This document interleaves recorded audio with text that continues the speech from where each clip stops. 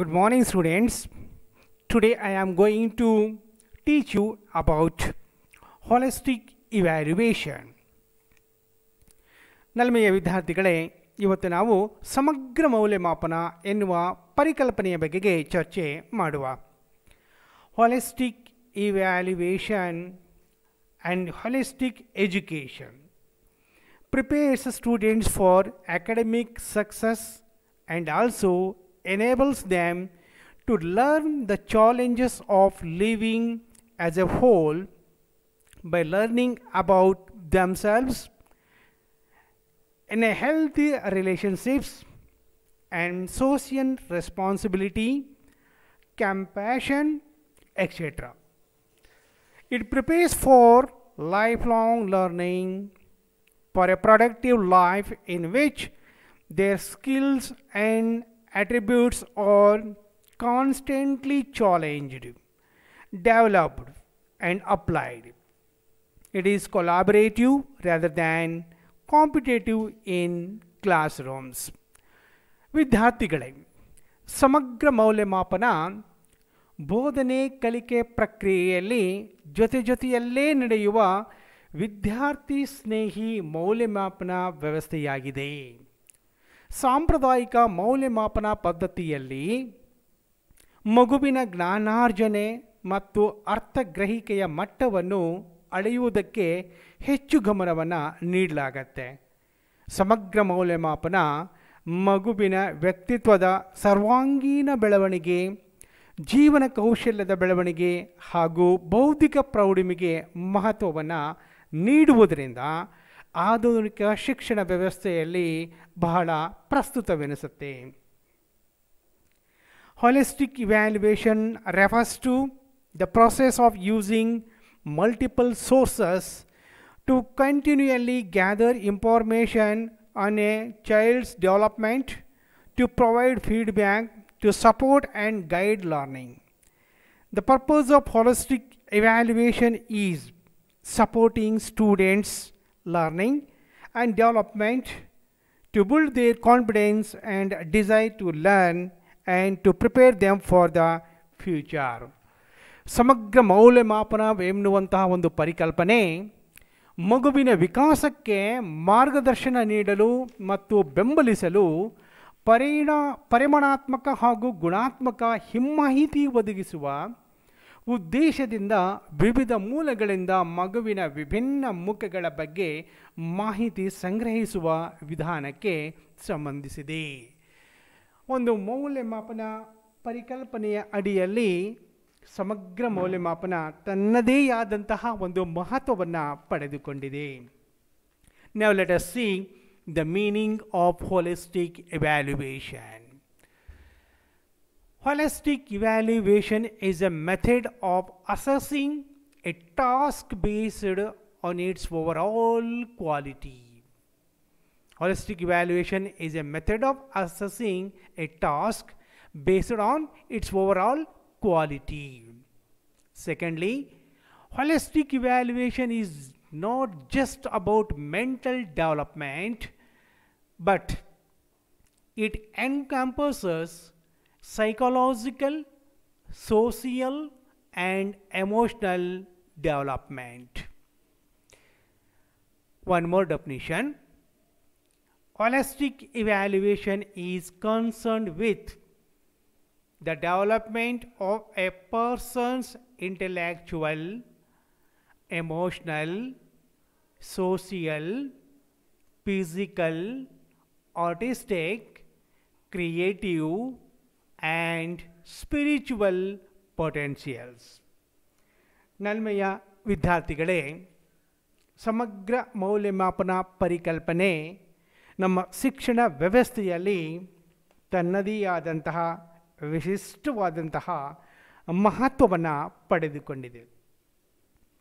ಇದರ ಅರ್ಥವನ್ನು ನಾವು ನೋಡುವುದಾದರೆ, ಒಂದು ನಿರ್ದಿಷ್ಟ ಅವಧಿಯಲ್ಲಿ ಕಲಿಕೆಯ ವಿವಿಧ ಆಯಾಮಗಳನ್ನು ಪ್ರಜ್ಞಾಪೂರ್ವಕವಾಗಿ ಗುರುತಿಸಲು ಬಳಸುವ ವಿಧಾನವೇ ಸಮಗ್ರ ಮೌಲ್ಯಮಾಪನ. ಇನ್ನೊಂದು ವ್ಯಾಖ್ಯಾನ, ಕಲಿಕಾರ್ಥಿಯ ಗುಣಾತ್ಮಕ ಮತ್ತು ಪರಿಮಾಣಾತ್ಮಕ ವಿಕಾಸವನ್ನು ಹಂತ ಹಂತವಾಗಿ ಹಾಗೂ ಕ್ರಮಬದ್ಧವಾಗಿ ಅಳೆಯುವ ವಿಧಾನವೇ ಸಮಗ್ರ ಮೌಲ್ಯಮಾಪನ. ಮತ್ತೊಂದು ವ್ಯಾಖ್ಯೆ: ವಿದ್ಯಾರ್ಥಿಯ ಸರ್ವಾಂಗೀಣ ಬೆಳವಣಿಗೆಗೆ ಪೂರಕವಾದ ಭೌತಿಕ, ಬೌದ್ಧಿಕ, ಸಾಮಾಜಿಕ, ನೈತಿಕ, ಸಂವೇಗಾತ್ಮಕ, ಸೃಜನಾತ್ಮಕ ಹಾಗೂ ಆಧ್ಯಾತ್ಮಿಕ ವಿಕಾಸವನ್ನು ಅಳೆಯುವ ಕ್ರಮವೇ ಸಮಗ್ರ ಮೌಲ್ಯಮಾಪನ. ಮತ್ತೊಂದು ವ್ಯಾಖ್ಯೆ: ಪಠ್ಯ ಹಾಗೂ ಪಠ್ಯಪೂರಕ ಚಟುವಟಿಕೆಗಳಲ್ಲಿ ವಿದ್ಯಾರ್ಥಿಗಳು ಮಾಡಿರುವ ಸಾಧನೆಯನ್ನು ಗುರುತಿಸಿ ದಾಖಲಿಸುವ ವಿಧಾನವೇ ಸಮಗ್ರ ಮೌಲ್ಯಮಾಪನ. ಸೊ ಇಲ್ಲಿ ಒಂದು ಅಂಶವನ್ನು ನಾವು ಗಮನಿಸಬೇಕಾಗತ್ತೆ. ಸಮಗ್ರ ಮೌಲ್ಯಮಾಪನವೆಂಬುದು ಮಗುವಿನ ಸರ್ವತೋಮುಖ ವಿಕಾಸಕ್ಕೆ ಮಾರ್ಗದರ್ಶನ ನೀಡಲು ಮತ್ತು ಬೆಂಬಲಿಸಲು ಪರಿಮಾಣಾತ್ಮಕ ಹಾಗೂ ಗುಣಾತ್ಮಕ ಹಿಮ್ಮಾಹಿತಿ ಒದಗಿಸುವ ಉದ್ದೇಶದಿಂದ ವಿವಿಧ ಮೂಲಗಳಿಂದ ಮಗುವಿನ ವಿಭಿನ್ನ ಮುಖಗಳ ಬಗೆಗೆ ಮಾಹಿತಿಯನ್ನು ಸಂಗ್ರಹಿಸುವಂಥ ಒಂದು ಕ್ರಮ ಅಥವಾ ವಿಧಾನಕ್ಕೆ ಸಂಬಂಧಿಸಿದೆ. ಸಮಗ್ರ ಮೌಲ್ಯಮಾಪನ ನಿರ್ದಿಷ್ಟ ಅಂಶಗಳನ್ನು ತಿಳಿಯದೆ ಸಂಪೂರ್ಣ ಚಟುವಟಿಕೆಯನ್ನು ಕಳೆಯುವ ಕಡೆಗೆ ಗಮನವನ್ನು ಹರಿಸುವಂಥದ್ದು. ಒಂದು ಸಾಮರ್ಥ್ಯವನ್ನು ಸಮಗ್ರವಾಗಿ ಅಳೆಯುವ ಸಂದರ್ಭದಲ್ಲಿ ಮೌಲ್ಯಾಂಕನದ ಚಟುವಟಿಕೆಗಳು ಸಾಮರ್ಥ್ಯದ ಹಲವಾರು ಅಂಶಗಳನ್ನು ಸಮನ್ವಯಗೊಳಿಸಬೇಕಾಗತ್ತೆ. ಸೊ ಇಲ್ಲಿ ಸಾಂಪ್ರದಾಯಿಕ ಮೌಲ್ಯಮಾಪನದ ಪ್ರಕ್ರಿಯೆಯಲ್ಲಿ ಕಡೆಗಣಿಸಲ್ಪಟ್ಟಂತಹ ಅನೇಕ ಅಂಶಗಳನ್ನು ಗುರುತಿಸಲು ಮತ್ತು ಪರಿಗಣಿಸಲು ಸಮಗ್ರ ಮೌಲ್ಯಮಾಪನದಲ್ಲಿ ಸಾಧ್ಯವಾಗುತ್ತದೆ. So my dear students, in order to measure the achievement of pupils in curricular, co-curricular activities, it is one of the most important aspects which comes in holistic evaluation. To measure the qualitative and quantitative development of pupils' performance, of course, holistic evaluation helps. So, in this context, holistic evaluation, which plays very significant role in our evaluation process. Now let us see objectives of holistic evaluation. ಸಮಗ್ರ ಮೌಲ್ಯಮಾಪನ ಕೆಲವೊಂದು ಉದ್ದೇಶಗಳನ್ನು ಹೊಂದಿದೆ. What are the major objectives of holistic evaluation? Why it is required? ನಮ್ಮ ಒಂದು ಶೈಕ್ಷಣಿಕ ವ್ಯವಸ್ಥೆಯಲ್ಲಿ ಇದರ ಅವಶ್ಯಕತೆ ಏನಿದೆ, ಇದನ್ನು ಯಾಕೆ ನಾವು ಅಳವಡಿಸಿಕೊಳ್ಳಬೇಕು ಎನ್ನುವುದಾದರೆ, it is one of the most useful way of evaluation in our education. Taking into consideration this point, and let us see important objectives of holistic evaluation. First one, supporting students' learning. ವಿದ್ಯಾರ್ಥಿಗಳ ಕಲಿಕೆಗೆ ಪ್ರೋತ್ಸಾಹವನ್ನು ನೀಡುವುದು ಇದರ ಪ್ರಮುಖ ಉದ್ದೇಶ. Secondly, to build confidence among learners. ವಿದ್ಯಾರ್ಥಿಗಳಲ್ಲಿ ಆತ್ಮವಿಶ್ವಾಸವನ್ನು ಬೆಳೆಸುವುದು. Thirdly, to develop desire to learn. ಮಕ್ಕಳಲ್ಲಿ ಕಲಿಯುವ ಆಸೆ ಬಯಕೆಯನ್ನು ಬೆಳೆಸುವುದು. To prepare for future. ಮಕ್ಕಳನ್ನು, ವಿದ್ಯಾರ್ಥಿಗಳನ್ನು ಭವಿಷ್ಯಕ್ಕಾಗಿ ತಯಾರು ಮಾಡುವುದು. To develop various life skills among the students. ವಿದ್ಯಾರ್ಥಿಗಳಲ್ಲಿ ಹಲವಾರು ಜೀವನ ಕೌಶಲ್ಯಗಳನ್ನು ಬೆಳೆಸುವುದು.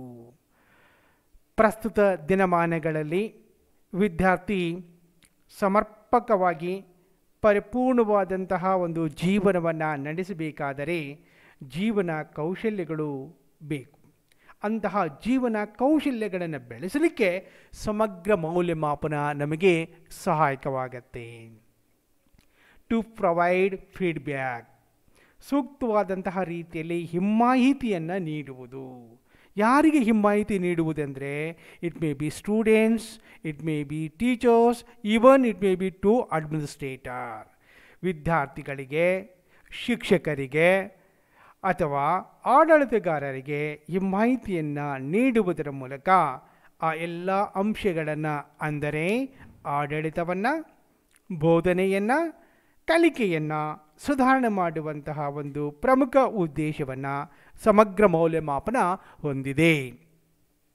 To guide students for better learning, ಉತ್ತಮ ಕಲಿಕೆಗೆ ವಿದ್ಯಾರ್ಥಿಗಳನ್ನು ಮಾರ್ಗದರ್ಶನ ಮಾಡುವುದು.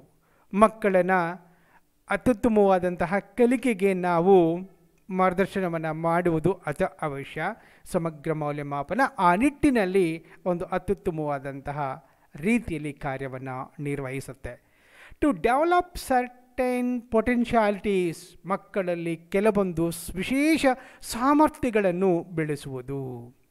9th one, to provide resource support, ವಿದ್ಯಾರ್ಥಿಗಳಿಗೆ ಸಂಪನ್ಮೂಲದ ಒಂದು ಪ್ರೋತ್ಸಾಹವನ್ನು ನೀಡುವುದು.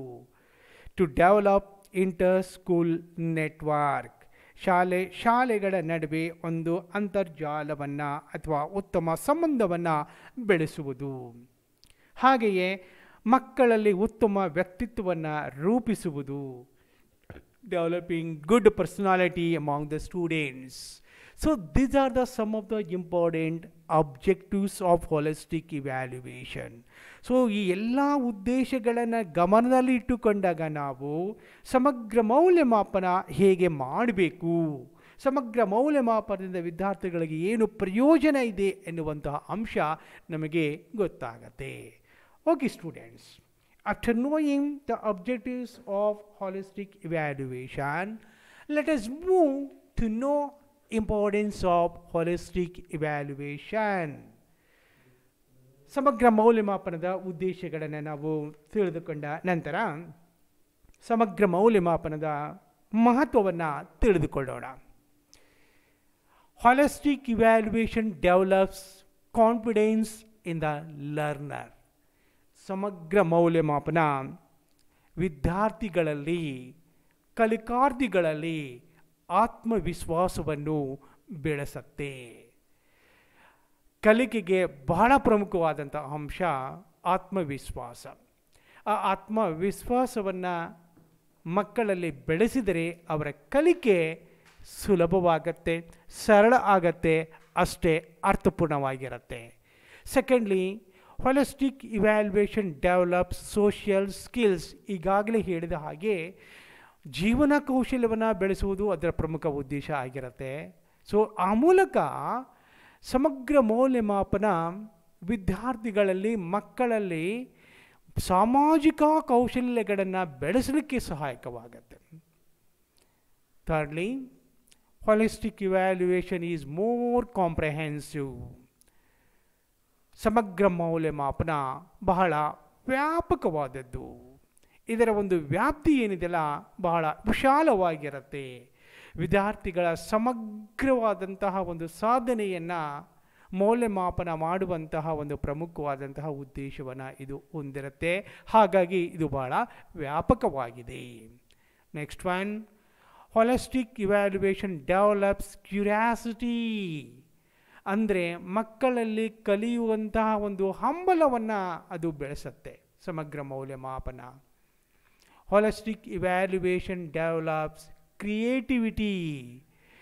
holistic evaluation usually which is very helpful to develop creativity among the students. ಮಕ್ಕಳಲ್ಲಿ ಕೇವಲ ಪುಸ್ತಕದ ಜ್ಞಾನವನ್ನು ನೀಡುವುದೇ ನಮ್ಮ ಶಿಕ್ಷಣದ ಉದ್ದೇಶ ಅಲ್ಲ. ವಿದ್ಯಾರ್ಥಿಗಳಲ್ಲಿ ಸೃಜನಶೀಲತೆಯನ್ನು ಬೆಳೆಸಬೇಕು. ಸಮಗ್ರ ಮೌಲ್ಯಮಾಪನ ಸಹಜವಾಗಿ ವಿದ್ಯಾರ್ಥಿಯ ವಿಭಿನ್ನವಾದಂತಹ ಒಂದು ಸಾಧನೆಯನ್ನು, ಅವರ ಒಂದು ವ್ಯಕ್ತಿತ್ವವನ್ನು ಮೌಲ್ಯಮಾಪನ ಮಾಡುವುದರಿಂದ ಅವರಲ್ಲಿರುವಂತಹ ಒಂದು ಸೃಜನಶೀಲತೆಯ ಗುಣವನ್ನು ಗುರುತಿಸಲಿಕ್ಕೆ, ಅದನ್ನು ಇನ್ನು ಉತ್ತಮವಾದಂತಹ ರೀತಿಯಲ್ಲಿ ಬೆಳೆಸಲಿಕ್ಕೆ ಇದು ಸಹಾಯಕವಾಗುತ್ತೆ. Next one, holistic evaluation allows to learn naturally. ವಿದ್ಯಾರ್ಥಿಗಳು ಸ್ವಾಭಾವಿಕವಾಗಿ ಕಲಿಯಲಿಕ್ಕೆ ಸಮಗ್ರ ಮೌಲ್ಯಮಾಪನ ಸಹಾಯಕವಾಗತ್ತೆ. ಏನು ರವೀಂದ್ರನಾಥ್ ಟಾಗೋರು ಅನೇಕ ತಜ್ಞರು, ಶಿಕ್ಷಣ ತಜ್ಞರು ಹೇಳಿದ್ದಾರೆ, ವಿದ್ಯಾರ್ಥಿಯು ಸ್ವಾಭಾವಿಕವಾದಂತಹ ವಾತಾವರಣದಲ್ಲಿ ಕಲಿಯಬೇಕು.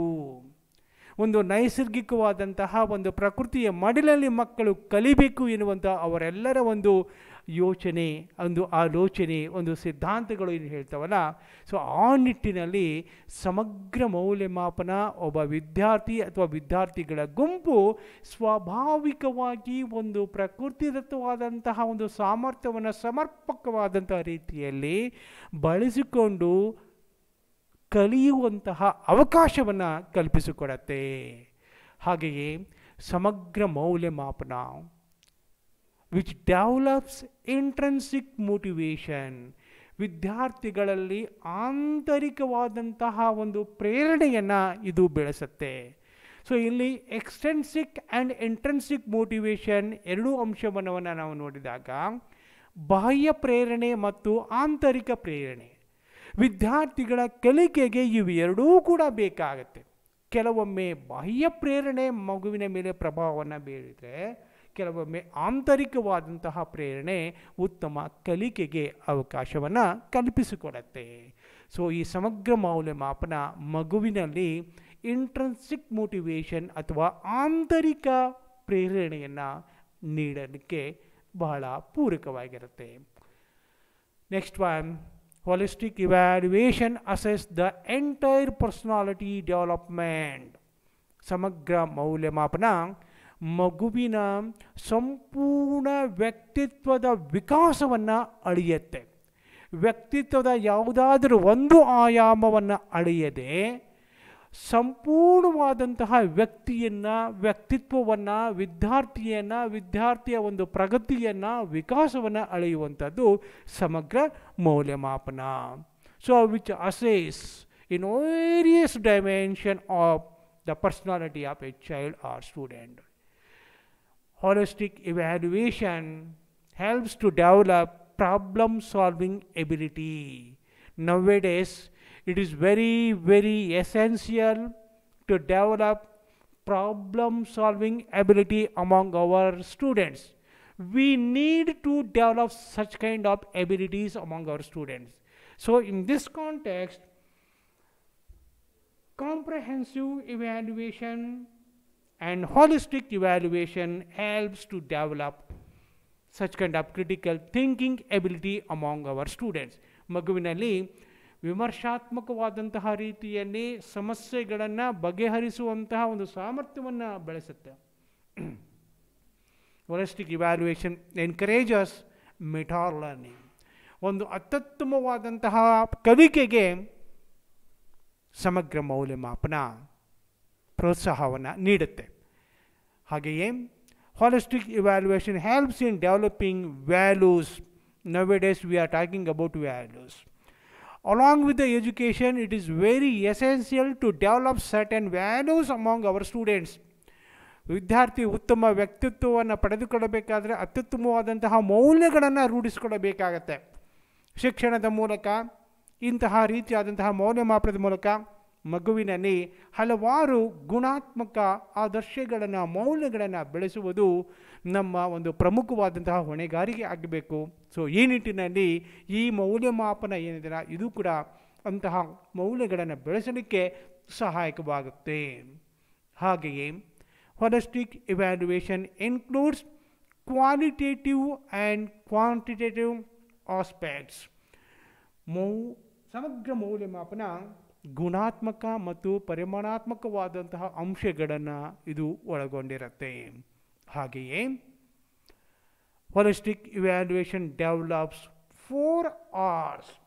ಸಮಗ್ರ ಮೌಲ್ಯಮಾಪನ 4 ಆರುಗಳನ್ನು ಬೆಳೆಸುತ್ತೆ ಅಂತ ಹೇಳ್ತೀವಿ. ಹಾಗಾದರೆ ಆ 4 ಆರ್ಗಳು ಏನು? Relationship, responsibility, reverence and resilience. All these four qualities are very, very essential, and we need to develop among our students. ಮಕ್ಕಳಲ್ಲಿ ಇಂತಹ ಗುಣಗಳನ್ನು ನಾವು ಬೆಳೆಸಬೇಕಾಗಿರುತ್ತೆ. ಸೊ ಈ ದೃಷ್ಟಿಯಿಂದ ಸಮಗ್ರ ಮೌಲ್ಯಮಾಪನ ವಿದ್ಯಾರ್ಥಿಯ ಭೌತಿಕ ಬೌದ್ಧಿಕ ಬೆಳವಣಿಗೆಯನ್ನು ಸೂಕ್ತವಾಗಿ ಅಳೆಯುವುದರ ಜೊತೆಗೆ ಅತ್ಯುತ್ತಮವಾದಂತಹ ಗುಣಗಳನ್ನು ಕೂಡ ಬೆಳೆಸುತ್ತೆ. ಈ ಗುಣಾತ್ಮಕ ಮತ್ತು ಪರಿಮಾಣಾತ್ಮಕ ಬೆಳವಣಿಗೆಗೆ ಪೂರಕವಾಗಿ ಸಮಗ್ರ ಮೌಲ್ಯಮಾಪನ ನಮಗೆ ಸಹಾಯ ಮಾಡುತ್ತೆ. ಒಟ್ಟಿನಲ್ಲಿ ವಿದ್ಯಾರ್ಥಿಗಳ ಆಧ್ಯಾತ್ಮಿಕ, ಸಂವೇಗಾತ್ಮಕ, ಸಾಮಾಜಿಕ, ಸೃಜನಾತ್ಮಕ ಬೆಳವಣಿಗೆಯನ್ನು ಒಂದು ಕ್ರಮಬದ್ಧವಾದಂತಹ ರೀತಿಯಲ್ಲಿ ನಾವು ಅಳೆಯಬೇಕಾದರೆ ಸಮಗ್ರ ಮೌಲ್ಯಮಾಪನ ಇಲ್ಲಿ ಬಹಳ ಸಹಾಯಕಾರಿ. ಸೊ ಇಲ್ಲಿ ಕಲಿಕಾರ್ಥಿ ಮೌಲ್ಯಮಾಪನಕ್ಕೆ ಪೂರಕವಾದಂತಹ ಅವಕಾಶವನ್ನು ನಾವು ಅವರಿಗೆ ಕಲ್ಪಿಸಿಕೊಟ್ಟಾಗ ಆ ಮೌಲ್ಯಮಾಪನ ಪ್ರಕ್ರಿಯೆ ಒಂದು ಕ್ರಮಬದ್ಧವಾದಂತಹ ರೀತಿಯಲ್ಲಿ ನಡೆದಾಗ ಮಗುವಿನ ನಿಜವಾದ ಸಾಧನೆಯ ಸಮಗ್ರ ಚಿತ್ರಣ ನಮಗೆ ಸಿಗತ್ತೆ. ಮಗುವಿನ ಸಂಪೂರ್ಣ ವಿಕಾಸದ ಬಗ್ಗೆ ನಮಗೆ ಮಾಹಿತಿ ಸಿಗುತ್ತೆ. ಆ ಹಿನ್ನೆಲೆಯಲ್ಲಿ ಸಮಗ್ರ ಮೌಲ್ಯಮಾಪನ ಬೋಧನೆ ಮತ್ತು ಕಲಿಕೆಯ ಒಂದು ಅವಿಭಾಜ್ಯ ಅಂಗವಾಗಿದ್ದು, ಶಿಕ್ಷಕರು, ಪೋಷಕರು, ವಿದ್ಯಾರ್ಥಿಗಳಿಗೆ ಒಂದು ಉತ್ತಮ ರೀತಿಯಲ್ಲಿ ಸಹಾಯಕವಾಗುವುದರ ಜೊತೆಗೆ ನಮ್ಮ ಶಿಕ್ಷಣದ ಮೂಲ ಉದ್ದೇಶಗಳನ್ನು ಈಡೇರಿಸಲಿಕ್ಕೆ ಸಮಗ್ರ ಮೌಲ್ಯಮಾಪನ ಸಹಾಯಕವಾಗುತ್ತೆ. ಒಟ್ಟಿನಲ್ಲಿ ಸಮಗ್ರ ಮೌಲ್ಯಮಾಪನ ತರಗತಿ ಸನ್ನಿವೇಶದ ಆಚೆಗೂ ಇತರೆ ಕಲಿಕಾ ಸನ್ನಿವೇಶದ ಅವಕಾಶಗಳನ್ನು ಒಳಗೊಂಡಿದೆ. ಪ್ರತಿಯೊಂದು ಹಂತದಲ್ಲಿ ವಿದ್ಯಾರ್ಥಿಗೆ ಅವನ ಸಾಧನೆಯನ್ನು ತಿಳಿಸುತ್ತಾ ತನ್ನದೇ ಆದ ಕಲಿಕಾ ವೇಗಕ್ಕೆ ಅನುಗುಣವಾಗಿ ಮುಂದುವರಿಯಲಿಕ್ಕೆ ಇಲ್ಲಿ ಅವಕಾಶವನ್ನು ಕಲ್ಪಿಸಲಾಗುತ್ತೆ. ಇದು ಉತ್ತೀರ್ಣತೆಯ ಸ್ವರೂಪವನ್ನು ಭಿನ್ನವಾಗಿ ಪ್ರತಿಬಿಂಬಿಸುತ್ತದೆ. So friends, in this period we have discussed about one of the most important concept, that is holistic evaluation. Thank you.